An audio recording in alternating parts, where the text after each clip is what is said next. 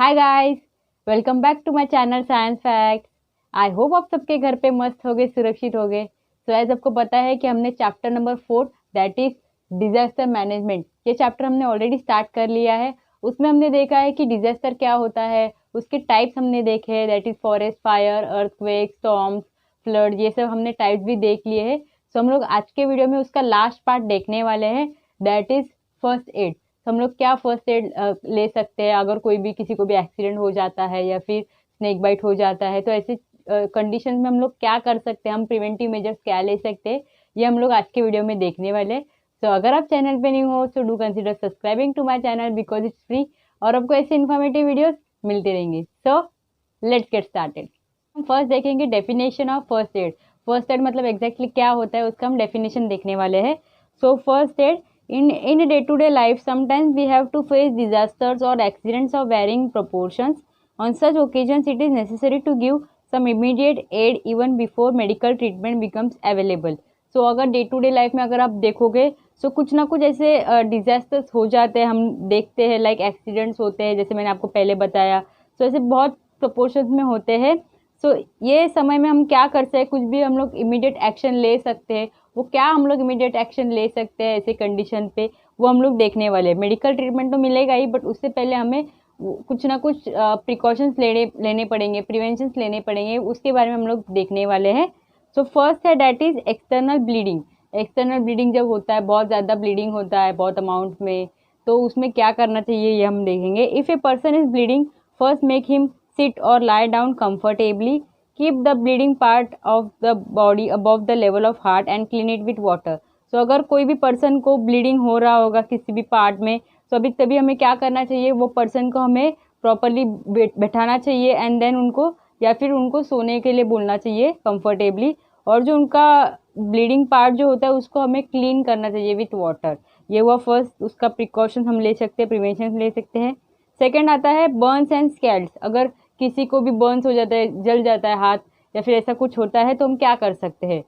सो minor Burns, सो इसमें दो types है, माइनर बर्न्स है और सीरियस बर्न्स है। माइनर मतलब बहुत कम अमाउंट में जब बर्न्स होता है तो उसे बोलते हैं माइनर बर्न्स। सीरियस बर्न्स मतलब बहुत ज़्यादा अमाउंट में बर्निंग होता है तो उसे बोलते हैं सीरियस बर्न्स। तो फर्स्ट हम देखेंगे माइनर बर्न्स के बारे में। The injured part should be washed with water और हेल्ड अंडर द वाटर।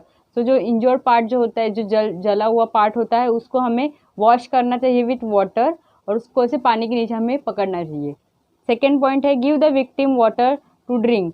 जो जिसको लाइक बर्न हुआ होगा उसको हमें पानी देना चाहिए पीने के लिए। थर्ड है clean the wound using A cotton swab soaked in an antiseptic solution. तो जो उनको वाउंड जिधर भी होता है, जहाँ पे भी बर्निंग होता है, तो वहाँ पे वो जो वाउंड होता है उसको हमें प्रॉपरली क्लीन करना चाहिए with the help of cotton swab और प्रॉपरली उसको एंटीसेप्टिक प्रोवाइड करना चाहिए। Do not apply oily ointments. तो ऑयली जो ऑइंटमेंट्स होते हैं, ऑयल वाले जो ऑइंटमेंट्स होते हैं, वो हमें अप्लाई नहीं करना चाहिए, अवॉइड करना चाहिए। Cover wounds using dry dressing. सो जो ड्राई ड्रेसिंग जो होते हैं उससे कवर हमें करना चाहिए। सो नेक्स्ट है सीरियस बर्न्स, मतलब ज़्यादा अमाउंट में अगर बर्निंग होता है तो हमें क्या करना चाहिए वो हम देखेंगे। Give emotional support, cover the wounds with sterilised cloth. उसको प्रॉपरली हमें वो वाउंड को प्रॉपरली लाइक कवर करना चाहिए, उसको ओपन नहीं रखना है। Remove jewellery, shoes etcetera if easily possible. जो ज्वेलरी होती है, हम पहनते ज्वेलरी या फिर शूज़ होते हैं, सब वो निकालना चाहिए properly. Do not touch or burst the blisters on the skin. So अगर ज़्यादा अमाउंट में बर्निंग होता है तो हमारे स्किन में ऐसे स्मॉल स्मॉल से बॉइल्स आ जाते हैं, उसे ब्लिस्टर्स कहते हैं, तो उसको हमें टच नहीं करना चाहिए बिल्कुल भी। Do not apply oily ointment, इसमें भी सेम है, ऑयली जो क्रीम आते हैं वो हमें अप्लाई नहीं करना चाहिए, अवॉइड करना चाहिए। Do not try to remove the cloth if it is stuck to the burn skin. जो भी क्लोथ होता है, अगर कोई भी अगर आदमी जो होगा उसको लाइक वो बर्न हुआ होगा, जला हुआ होगा, तो उसके मतलब बॉडी पे जो क्लोथ्स होते हैं तो वो उसके साथ स्टिक हो जाते हैं बॉडी के साथ। तो वो जो क्लोथ्स होते हैं, स्टिक जो क्लोथ्स होते हैं, उसको हमें खींचना नहीं है, उसको हमें निकालने की कोशिश नहीं करनी है। If the patient is conscious, give water to drink but avoid tea और कॉफ़ी और अदर स्टिमुलेटिंग ड्रिंक्स। सो अगर पेशेंट बहुत घबराया होगा तो उसको हमें वाटर ऑफर करना चाहिए, ना कि उसको टी या फिर कॉफ़ी हमें नहीं देना है, वाटर उसको हमें देना चाहिए। Get medical aid at once, और तुरंत हमें मेडिकल जो ट्रीटमेंट्स होती है वो हमें तुरंत उनको पॉसिबली वे में देना चाहिए। सो ये हुआ सीरियस बर्न्स के बारे में। नेक्स्ट हम देखेंगे सनस्ट्रोक। सनस्ट्रोक में क्या करना चाहिए हम देखने वाले हैं। When we work in the sun continuously for a long time the body loses a lot of water and minerals, that is the reason of sunstroke. So जब हम बहुत समय के लिए सन में काम करते हैं, बाहर अगर हम बहुत टाइम तक काम करते हैं, तो इस वजह से क्या होता है, हमारे बॉडी में जो भी वाटर का कंटेंट होता है वो धीरे धीरे कम होते जाता है। तो इस वजह से फिर क्या होता है, हमें चक्कर आ जाते हैं। तो इसी जो कंडीशन को बोलते हैं सनस्ट्रोक। रेमेडियल मेजर्स, क्या हम प्रिवेंटिव मेजर्स ले सकते हैं, ये अभी हम देखेंगे। Take the patient to a cool place और इन द शेड। सो ऐसे पेशेंट को क्या करना चाहिए, हमें ऐसे ठंडी जगह पे लेके जाना चाहिए, या फिर जहाँ पे भी छाँव होती है वहाँ पे हमें उसको लेके जाना है। Sponge the whole body with cold water. Cold water, ठंडे पानी से पूरे बॉडी को हमें कूल डाउन करना चाहिए। प्लेस एक cloth soaked in cold water on the neck. एक क्लोथ को हमें सोक करना है विद द कोल्ड वाटर, उसको नेक पे से रखना है। गिव प्लेंटी ऑफ वाटर और लिक्विड्स लाइक शरबत टू ड्रिंक। बहुत सारे अमाउंट में उसको वाटर देना चाहिए, या फिर शरबत जो होता है वो हमें उनको प्रोवाइड करना चाहिए। If the patient feels like vomiting make him lie prone, that is on his or her abdomen with the head turn to one side. So अगर कोई पेशेंट को बहुत ज़्यादा अमाउंट में से लाइक वॉमिटिंग जैसे फीलिंग हो रही है, तो उसको हमें प्रॉपरली उसको लाई डाउन करना है, लाइक ऐसे कंडीशन में उनको लाई डाउन रखना है। गेट मेडिकल हेल्प और shift the patient to a hospital. और तुरंत उनको मेडिकल जो भी ट्रीटमेंट है उसके लिए हमें ले जाना चाहिए, या फिर उसको हॉस्पिटल में ले जाना चाहिए। सो ये और सनस्ट्रोक के बारे में। नेक्स्ट है fourth, that is snake bite. Snake bite जो होता है तभी हमें क्या प्रिकॉशंस लेने चाहिए। There are nearly 2000 species of snakes. Of this only a few like cobras, kraits, vipers and sea snakes are poisonous. Total 2000 species होते हैं स्नेक्स के। तो उसमें 2000 स्पीसीज जो होते हैं सब लाइक उनमें पॉइजन होता है ऐसी बात नहीं है। कोई कोई होता है वो पॉइजनस होते हैं स्नेक्स, और कौन से होते हैं वो नॉन पॉइजनस भी स्नेक्स होते हैं।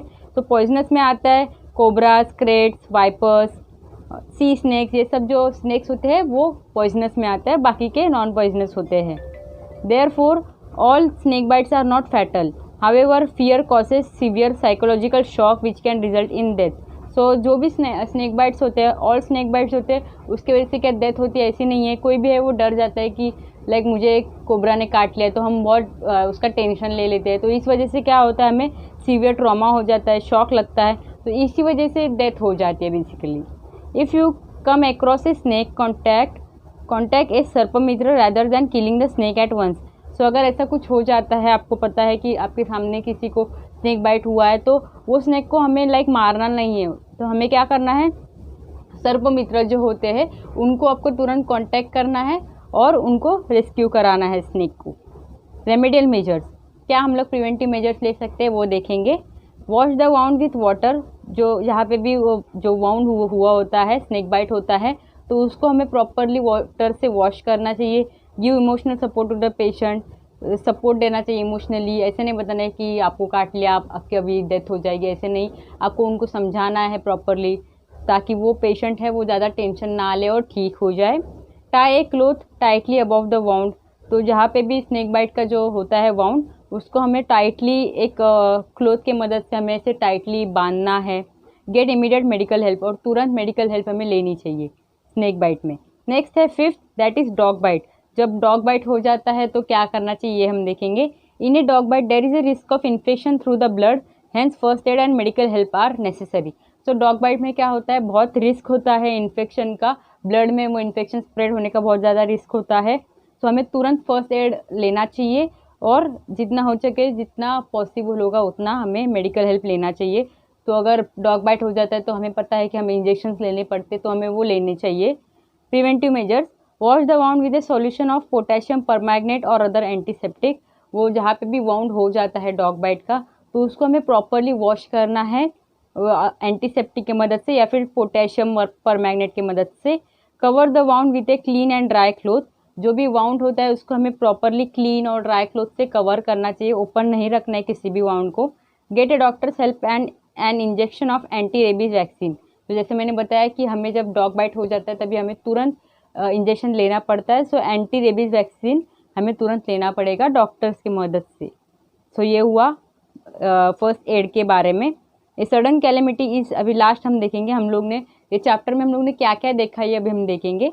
ए sudden calamity is known as disaster. वो सडन जो चेंज आता है, सडन कंडीशंस होते हैं, उसे बोलते हैं disaster. Disasters can be man made or natural, दो टाइप्स के डिजास्टर्स होते हैं, मैन मेड होता है, नेचुरल होता है। Alertness and immediate action are necessary on such occasions. So ऐसे जब कंडीशंस हो जाते हैं तो तुरंत हमें अलर्ट होना चाहिए और इमीडिएट उसमें एक्शन हमें लेना चाहिए जितना हो सके अच्छा। Effective disaster management and use of remedial measures can help reduce the losses. Proper अगर डिजास्टर मैनेजमेंट होगा एंड हम लोग प्रॉपर प्रिवेंटिव मेजर्स उस पर लेंगे तो लॉस जो होता है वो ज़्यादा अमाउंट में नहीं होगा, कम अमाउंट में होगा। Every person should know about safety precautions and first aid. Each and every person को पता होना चाहिए कि हमें क्या प्रिकॉशन मेजर्स लेने चाहिए कोई भी कंडीशन पे।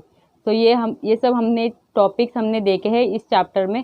सो आई होप आपको ये वीडियो अच्छा लगा हो, इन्फॉर्मेटिव लगा हो। So don't forget to like, share, comment and subscribe to my channel because it's free और आपको ऐसे इन्फॉर्मेटिव वीडियोस मिलते रहेंगी। Thank you so much for my watching. मिलते हैं नेक्स्ट वीडियो में। Thank you.